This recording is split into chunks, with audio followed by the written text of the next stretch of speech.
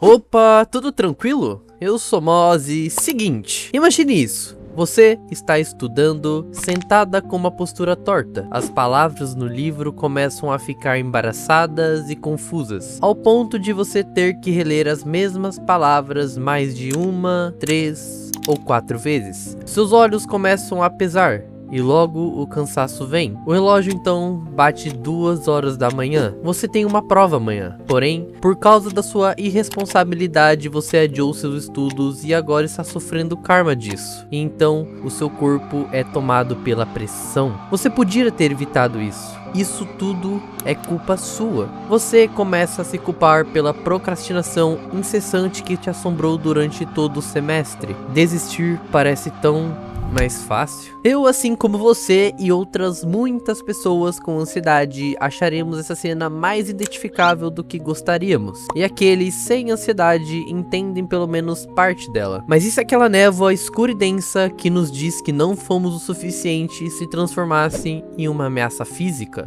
Looking up I see only a ceiling, ou olhando para cima vejo apenas um teto, é um jogo que explora isso. Jogamos com uma estudante anônima que frequenta a universidade, sujeita ao mesmo estresse, pressão e constante ameaça iminente do fracasso. Vagando pela nossa própria consciência, cabe a nós organizar nossas vidas. Começamos o jogo e já damos de cara com um menu do mesmo. Decidi citá-lo aqui, pois iremos nos deparar com essa mesma imagem mais tarde no jogo, assim como o próprio nome do jogo. Mas por enquanto apenas mantenha essa imagem na sua cabeça, ela vai ajudar a gente a entender algumas coisas mais pra frente no jogo. O jogo começa então com a nossa personagem dormindo, porém uma caixa de texto nos alerta sobre uma figura em pé parada em nossa frente. Sua presença são apelos para que acordemos eventualmente. Bem, nós acordamos, levantamos de nossa cama e nos preparamos para começar o dia. Ignoramos aquela figura, afinal pode ter sido apenas um sonho, e somos então instruídos a ir tomar o nosso café da manhã. Durante o jogo inteiro, há uma infinidade e possibilidades de interação, no quais a gente pode clicar para receber um pouco mais de informação sobre o nosso personagem e de nossa vida. A grande maioria dos interativos são basicamente inúteis para nós ou são coisas fúteis na quais não adiciona nada à história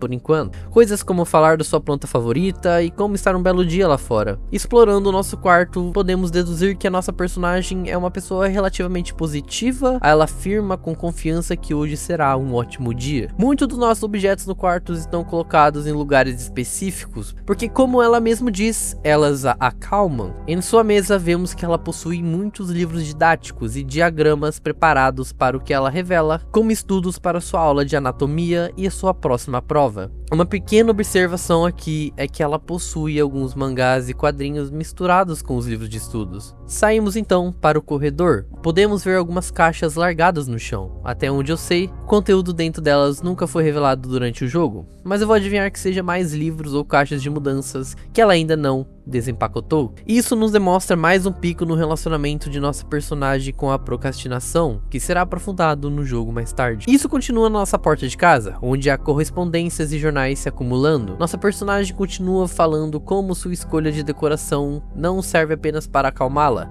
mas também para mantê-la concentrada. No corredor próximo à nossa cozinha, há mais dessas caixas que a mesma firma está lá faz bastante tempo, mais dessas coisas que ela vem adiando. Ao entrar na cozinha, somos novamente instruídos a preparar nosso café da manhã. Estranhamente, somos forçados a reiniciar nossas ações caso fazemos elas na ordem errada, mas no caso do café da manhã de nossa personagem, a ordem não importa. Ela pega o seu café primeiro e logo depois alguns ovos e bacon de dentro da geladeira que magicamente aparecem, então sentamos para comer. Porém, o que me deixa confuso é porque o jogo nos força a pegar o café da manhã primeiro e porque nossa personagem é tão insistente em fazer as coisas na ordem certa. O que para alguns podem ser apenas um pequeno puzzle, eu já acho que pode ser um reflexo meticuloso da personalidade de nossa personagem. Voltando para a pia para lavar a nossa louça, lembramos de fato que estamos em um jogo de terror. Em nossa pia há algumas tesouras supostamente sujas de sangue. Por algum motivo, nossa personagem não comenta sobre isso. Quando tentamos sair de nossa cozinha, aparecemos em um corredor que não é o mesmo de onde viemos.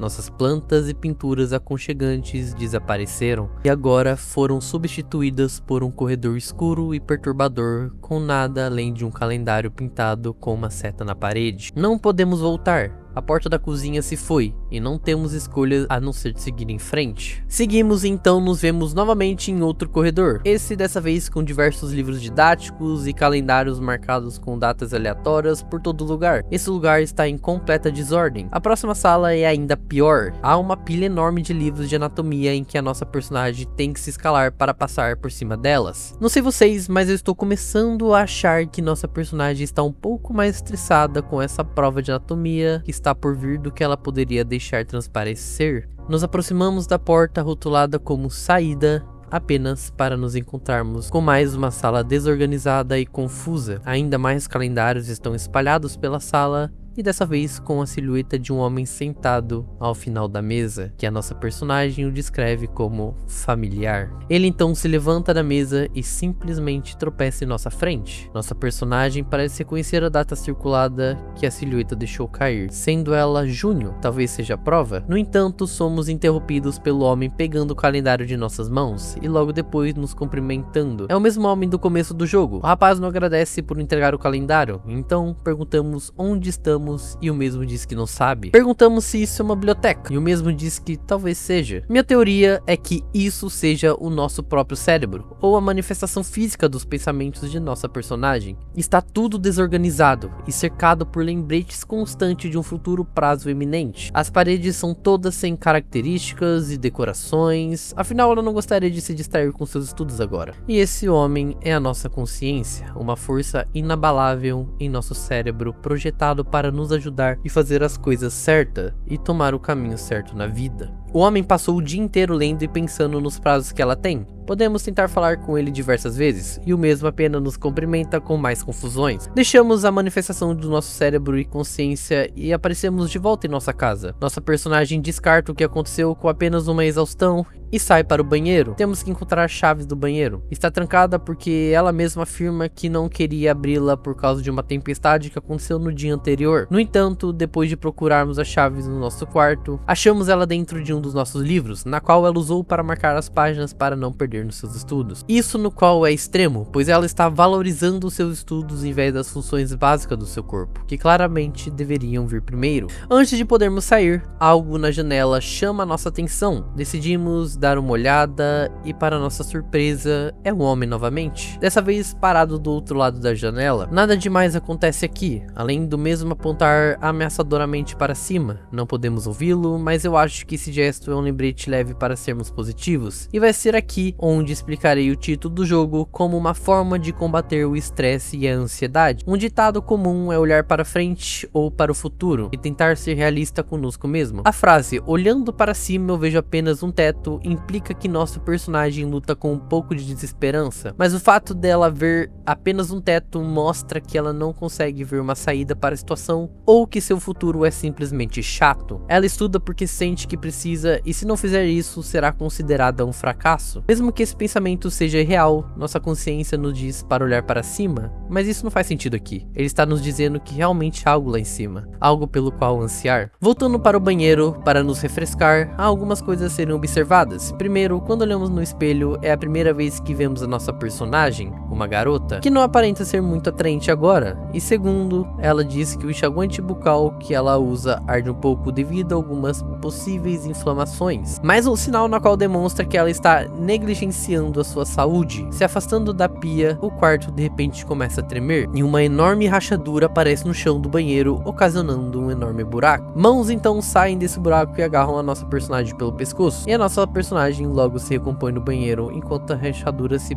permanece no chão. Convenientemente, na porta atrás de nós está trancada novamente, e juntamente com o poço, um líquido vermelho escuro escorre pelas paredes. Na banheira agora há um manequim, na qual a nossa personagem afirma estar na mesma posição na qual ela fica. Interagindo com o poço, nós encontramos com um vazio sem fim e um par de olhos nos qual nos encara. Essa é a manifestação física do estresse e da pressão que citei que faria parte dessa história. Essa forma preta, líquida e viscosa como tinta vindo do chão deve representar isso. Se olhar para cima significa uma perspectiva positiva, olhar para baixo é o contrário disso. uma perspectiva negativa das coisas. Somos então interrompidos novamente pelo homem segurando o nosso ombro. Finalmente exigimos algumas respostas, ele nos nega que veio do poço, porém não responde se veio da porta. Simplesmente nos afirma que está nos observando há bastante tempo.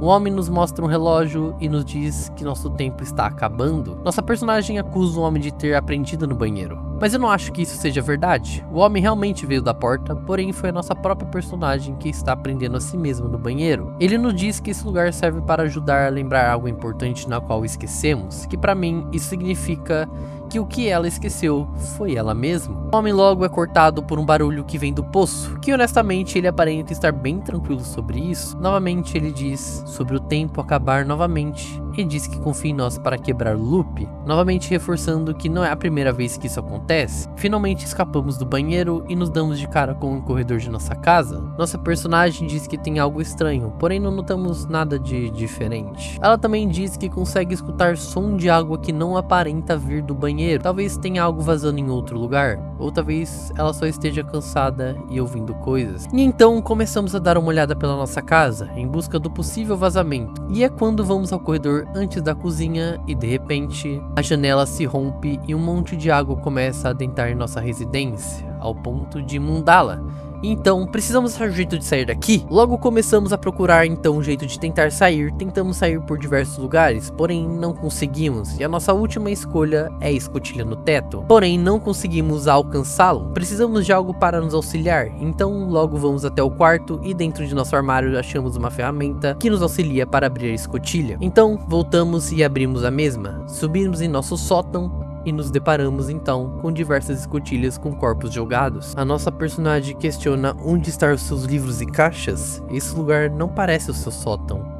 E então começamos a vasculhar os corpos que aparentam ser igual ao nós. Talvez tentativas falhas da nossa própria procrastinação, mas dessa vez será diferente. Continuamos seguindo em frente e vemos mais pessoas semelhantes a nós. Agora entendemos. Todas levadas pelo estresse e pressão constante que colocaram nela mesmo. Então, quando estamos quase saindo, nossa personagem paralisa e uma escotilha se abriu. E de dentro dela, uma espécie de criatura sai de dentro dela, como se fosse um líquido viscoso com enormes mãos, e sua cabeça que se assemelha a um alarme. Essa é a própria manifestação da pressão, o sentimento do prazo está acabando e o medo de fracassar. Tentamos fugir, porém ele é mais rápido que nós, assim conseguindo nos agarrar. Ela é mais forte que nós, não conseguimos escapar. Nossa personagem implora. Porém, é tarde demais e nós perdemos de novo. Somos consumidos pela pressão e desistimos por causa de nós mesmos. Esse foi um dos finais de Looking Up AC Only a Ceiling. Digo que foi um dos, porque pesquisando a fundo descobrimos que o jogo possui mais um final. O jogo considera o final que fizemos como o final ruim do jogo, o Bad Ending, onde nossa personagem é tomada pela desistência e pela criatura, que seria a manifestação física de todo o estresse e pressão que estávamos sentindo. Já o final bom ocorre da seguinte maneira: ao invés de apenas subirmos para o sótão, decidimos passar pela cozinha, onde na mesma pegamos a tesoura que tínhamos lavado anteriormente, fazendo a mesma ordem, pegando a ferramenta para abrir o sótão. Então fazemos o mesmo caminho, passamos novamente pelos corpos e nos damos de cara com a criatura. Porém dessa vez temos como se defender. Novamente somos pegos e então ferimos a criatura com a tesoura, que grita agoniando de dor. E agora estamos livres. Acordamos em nossa banheira e tudo agora parece mais claro e colorido. Parece que se livramos de um peso. Então nossos problemas sumiram e, por incrível que pareça, a escotilha também se foi. Esse é o final bom do jogo, onde se livramos de tudo aquilo e toda aquela pressão e estresse. Tanto que agora em nossos olhos o mundo parece mais claro e vibrante, e conseguimos ver a aparência de nossa personagem melhorar, como se ela estivesse se cuidando agora. Mas afinal, sobre que Looking Up AC Only a Ceiling quer transmitir a nós jogadores? O jogo martela o tempo todo como a nossa protagonista deixa de cuidar de si mesmo para focar nos estudos, e acaba se prendendo em estresses e pressões na qual ela não precisa passar. É a todo momento que o jogo nos mostra com manifestações físicas, como nosso próprio consciente sendo o homem no qual fala conosco, os livros e calendários na qual representam os estudos e a data da prova, e a própria criatura, que é a manifestação de tudo isso na qual ela está passando. Essa é a minha visão do jogo. Aconselho vocês a comprarem o jogo e jogarem e tirarem suas próprias conclusões. Muito obrigado se você chegou até aqui e eu te vejo na próxima.